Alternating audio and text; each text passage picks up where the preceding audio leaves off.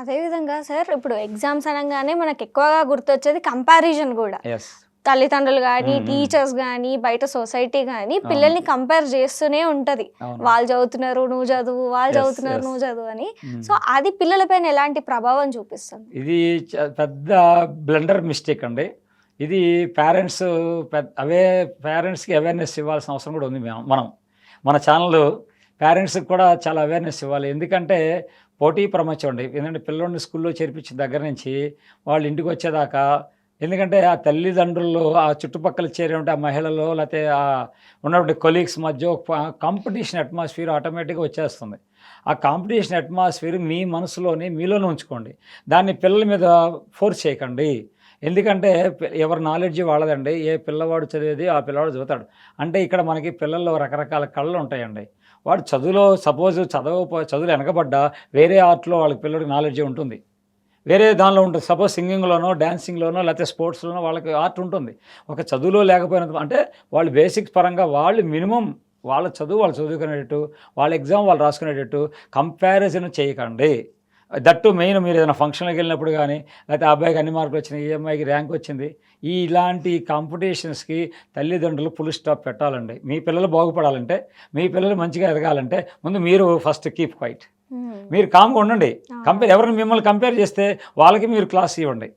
ఎందుకంటే ఇప్పుడు మీతో మీ చుట్టుపక్కల 10 మంది ఉంటారు కాబట్టి, సపోజ్ మీ కాలనీ కానీ, మీ అపార్ట్మెంట్ కానీ, మీ చుట్టుపక్కల ఉన్న విలేజెస్ వాళ్ళు కానీ కంపారిజన్ ఉంటుంది. కంపారిజన్ కూడా మీరు కట్ చేయండి విషయాన్ని.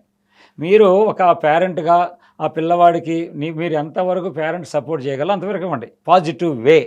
పాజిటివ్ దృక్పథం మీరు ఎప్పుడైతే ఇచ్చారో ఆటోమేటిక్ పిల్లవాడిలో పాజిటివ్ వైబ్రేషన్స్ వస్తాయి, పాజిటివ్ ఆలోచన వస్తుంది, పాజిటివ్గా ముందుకు వెళ్తాడు, ఎగ్జామ్ బాగా రాస్తాడు. ఎప్పుడైతే మీరు కంపారిజన్ చేశారో వాళ్ళ ఫస్ట్ బ్రేక్ పడిపోతుంది. ఆ బ్రేక్ అనేది ఆ అమ్మాయి ఏదో అదృష్టం ఉండి చదువుకుంటుంది, కష్టపడుతుంది, మార్కులు వస్తాయి. ఆ అమ్మాయి ఎలా జరిగింది, ఈ అమ్మాయికి ఎన్ని ర్యాంకులు వచ్చి నీకు రాలేదని ఆ పిల్లవాడిని మనం అవి వెనక్కి లాగకూడదండి. ఎందుకంటే 3 స్టెప్పులు ముందుకెళ్ళాలి. కానీ ఈ పేరెంట్స్ అందరూ అనకూడదు, కొంతమంది అనేటువంటి వాళ్ళు వెనక్కి వాళ్ళే తెలియకుండా లాగుతున్నారు పిల్లల్ని. ఆ లాగినప్పుడు ఆ పిల్లవాడు తెలియకుండా ఆటోమేటిక్ వాడి మైండ్లో సైకలాజికల్గా ఒక ఫీలింగ్ పడిపోతుంది. అయ్యో నేను ఇట్లానా, నేను ఇట్లా మీ తల్లిదండ్రులు వాళ్ళు ఒక సైకలాజికల్ ఎమోషనల్ ఫీలింగ్ పడిపోయి కొంచెం నుంచునేవాడు కాస్త పూర్తి పడిపోతాడు. కొద్దిగా నడవగలిగిన స్థాయి అంటే ఎగ్జాంపుల్ అండి. నడవగలిగి తన పని తను చేసుకోగలిగిన పిల్లవాడు కూడా కంప్లీట్గా మనం చేసే అట్మాస్ఫియర్ టీచర్గా నేను చేయొచ్చు, లేకపోతే మన సొసైటీ చేయొచ్చు, పేరెంట్స్ చేయొచ్చు.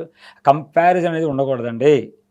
పిల్లవాడికి ఫ్రీడమ్ ఇవ్వండి, చదివేదానికి ఫ్రీడమ్ ఇవ్వండి, రాయడానికి ఫ్రీడమ్ ఇవ్వండి. ఎక్కడ కంట్రోల్ పెట్టి అక్కడ కంట్రోల్ పెట్టండి, ఎక్కడ డిసిప్లిన్ పెట్టండి అక్కడ డిసిప్లిన్ పెట్టండి. మీరు చేయాల్సింది మీరు అది చేయండి. కానీ చదువులో మాత్రం వద్దండి. పిల్లలు ఎంతవరకు చదవగలరో అంత నాలెడ్జ్. ఇప్పుడు నేను చిన్న ఎగ్జాంపుల్ మీరు అడిగారు కాబట్టి, నార్మల్గా చదివిన స్టూడెంట్సే ఐఏఎస్ ఐపీఎస్ టాపర్స్ ఉన్నారు. నార్మల్ చదివిన వాళ్ళు మన సొసైటీలో చాలామంది ఉన్నారు. కాబట్టి ఇక్కడ ఒక కంపేర్ ఏదో ఒక 100కి 99 వస్తేనో, 100కి 90+ వస్తేనో, అయితే A+ గ్రేడ్ వస్తేనో, లేకపోతే ఫస్ట్ ర్యాంక్ వస్తేనో వాళ్ళు టాపర్స్ అనే ఆలోచన అనేది, అలాంటి ఒక ఆలోచన అనేది పేరెంట్స్ మనసులో ఉండాలి. లేదని కాదు, మీ పిల్లవాడు ఆ స్థాయికి ఎదుగుతాడు లేదా, మీ పిల్లవాడి స్టాండర్డ్ ఏంటి, అదే మీ పిల్లవాడి స్టాండర్డ్ని బట్టి మీరు మలుచుకోండి.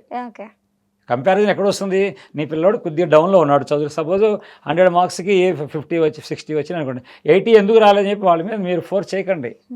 80 మార్క్స్ వచ్చే ఆలోచన వేరే ఉంటుంది ఆ పిల్లవాడికి, వాళ్ళ ఇంట్లో వాతావరణం వేరుగా ఉంటుంది, ఆ పేరెంట్స్ ఇచ్చే సపోర్ట్ వేరుగా ఉంటుంది.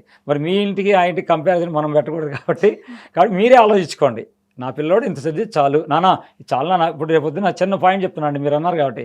పిల్లోడు ఎగ్జామ్ రాసి వచ్చాడు, 2 క్వశ్చన్ రాలేదు. ఆ అబ్బాయి మీద అమ్మాయి మీద మీరు ఫోర్స్ చేసి అతన్ని మీరు ఏం లేనిపోయిన మాటలు అనకండి. వదిలేశాడు, పోనీ నాన్న, పోతే పోయి 2 మార్కులు 8 మార్కులు పోతే పోనీ నాన్న, 90 వస్తే నాన్న. ఎంకరేజ్ చేయండి మై డియర్ పేరెంట్స్, ప్రోత్సహించండి. మీరు మీ ఇంట్లో ప్రోత్సాహం బయలుదేరాలి. మీ ఇంట్లో మీరు ఫస్ట్ ఉండాలి, తర్వాత బయట వాళ్ళు వస్తారు. ఇంట గెలిచి రెచ్చగలమన్నారు పెద్దవాళ్ళు. కాబట్టి మీ పిల్లోడికి, మీ అమ్మాయికి, మీ అబ్బాయికి మీరు ఎంకరేజ్ చేయండి. కాబట్టి ఆ టెన్షన్స్ని దానికి మీరు బాధ్యతలు కాపాకండి. మిమ్మల్ని క్వశ్చన్ చేయకూడదు బాబు పాప, అలా చేయండి. హ్యాపీగా మీరు పిల్లలు కంపారిజన్లు వద్దండి. వాళ్ళు చదివినంత చదువుతాడు, వాడు ఏ యాంగిల్ వెళ్తాడో, ఏ సెక్టర్ వెళ్తాడో, ఏ చదువుకుంటాడో ఆ పిల్లడు ఇష్టం. ఓపెన్ ఫ్రీడమ్ అండి. 10th క్లాస్ అనేది బేస్ కాబట్టి పిల్లల యొక్క ఛాయిస్కి మీరు సపోర్ట్ ఇవ్వండి. ఇస్తే వాళ్ళ లైఫ్ మీరు బాగా చేసినట్టే.